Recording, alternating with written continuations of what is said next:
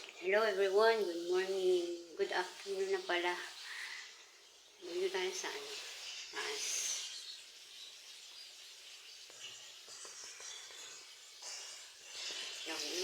Naglalaba pala. Medyo maganda yung panahon ngayon. Maaraw siya kasi kagabi, hindi siya maaraw. Maulan kaya hindi tayo nakapaglaba. Ngayon, naglalaba tayo. Nalagyan na natin siya ng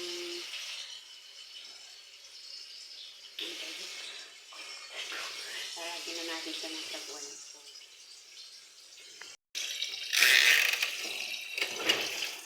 Ayan, lagyan na natin siya ng sabon.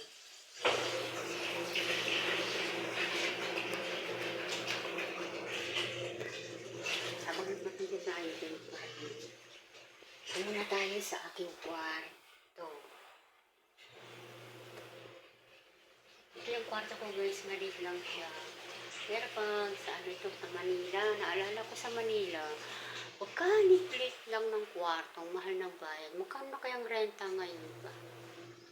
So, bilang OFW, medyo nagustuhan ko rin to yung trabaho na to kasi libre lahat.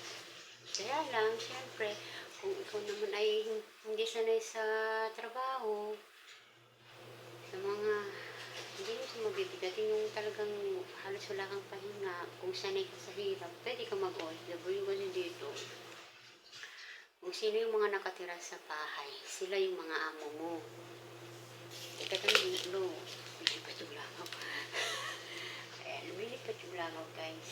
Teka. Saan naka-switch? Gamit tayo nito. Lumilipat yung langaw eh. May mga langaw dito na maliliit. Yan.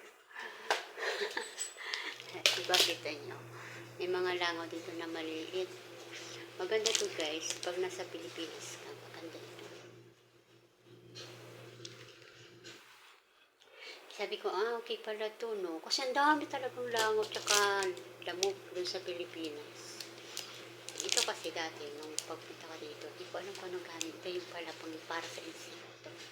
So nga sabi ko, dito pipili ako nito sa Pilipinas pag uwi ko kasi totoo maraming lamok ko. So maganda siya guys, tapos marami din langaw doon sa Pilipinas.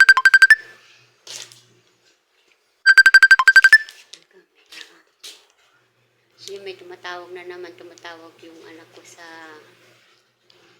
Pilipinas, matawag ulit siya sa akin habang tayo ay nagre-record ng video.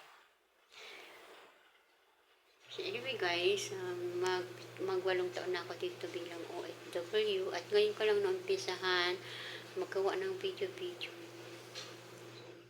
Kasi nga una mahihiyain talaga ako, tsaka hindi ko alam kung paano mag-upload dito. Pero ngayon, siyempre para naman yung YouTube natin is active.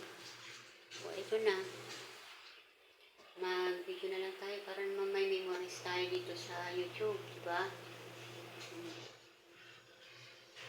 Yung mga video tayo upload kahit paano at nakita nyo kung sino yung may-ari ng channel, diba?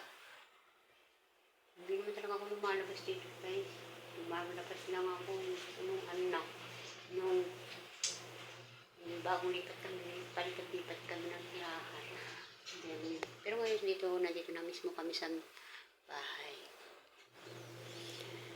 Bahay na nila to kasi bali nung unang pinuntahan kong bahay, inuupahan lang pala nila yung kala ko bahay nila, hindi ko pala. Kami doon 7 taon. 7 taon kami doon sa bahay na yon, and then lumipat kami sa kabila, mga 4 na buwan lang kami doon. And then dito na kami sa talagang bahay nila. So malapit na ako mag-8 taon. Kaya kung balak yung mag-OFW, siyempre dapat sanay ka sa hirap. Yung naranasan mo na yung buhay sa Pilipinas, yung pagkahirap-hirap ng buhay sa Pilipinas, pag nadalas mo na yung pinakamahirap na sitwasyon sa Pilipinas, pwede ka na mag-upload. Kasi kung ano yung nadanas mo doon, madadanas mo din dito. Pero ang pagkakaiba lang dito kasi pera. Doon sa Pilipinas, hirap na hirap na wala pang pera. Diba? So yan guys, magsisimula na ulit ako magtrabaho. Kita-kits ulit mamaya.